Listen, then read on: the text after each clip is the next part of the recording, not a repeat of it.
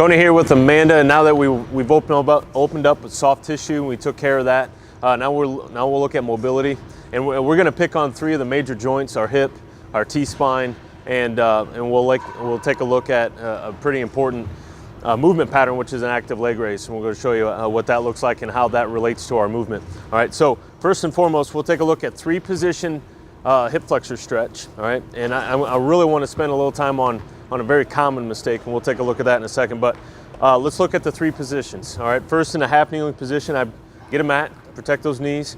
Our first position is our arms are up. Okay. So that we're going to spend about 20 seconds there. From there, we're going to drop this arm here down, and then we're just going to reach over that leg that's out in front. Okay. Once again, we're going to spend about 20 seconds there, and then from there, we're going to put our fingertips right behind our ears.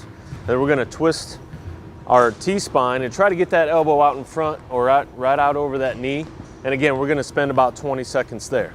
Very common mistake when we look at a hip flexor stretch, and that we immediately want to shove forward, and we think that's what really is intended to do on that stretch, is open that up.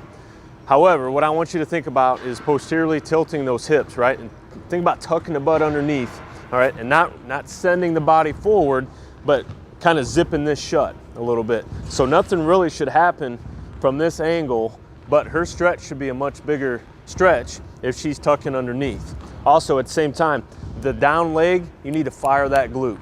All right, you fire that glute, opens up that hip flexor, you're gonna get a much bigger stretch, okay?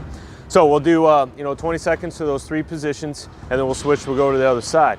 From there, we're gonna return back to our first position. We're gonna drop this arm down onto the ground.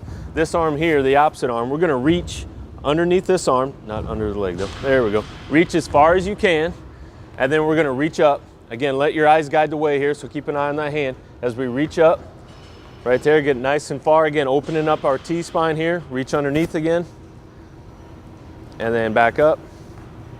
6 to 8 reps, and then we'll flip it over, we'll go to the other side. Okay, so now we're opening up that T-spine, okay? Our last one, a pretty important one, we're gonna do what's called a leg lower. Give Amanda a band here, and she's gonna put that band around 1 foot, but both feet are gonna be up, okay? So bring this leg up here for me. She's holding on here, but she's dropping this one, okay? Nice and slow. She's gonna take that heel all the way to the ground, barely touch the ground, but bring it back up. So we're not letting the leg fall down, we're lowering that down, all right? Hence, leg lowering. So keeping this up, try to keep that at a good 90 degrees, but that knee must be straight. So if our flexibility or mobility is only here, that's fine, okay? But we want that to be relatively straight. If you can be at 90 degrees, that's ideal. And again, we're gonna spend about 8 to 10 reps on that one. All right, so those three mobility drills, all right, open up the hip flexor, open up the T-spine, work on that active leg raise. That's gonna set you up for most of your movements that you're gonna see in the gym, out running, whatever, all right? So work on mobility now.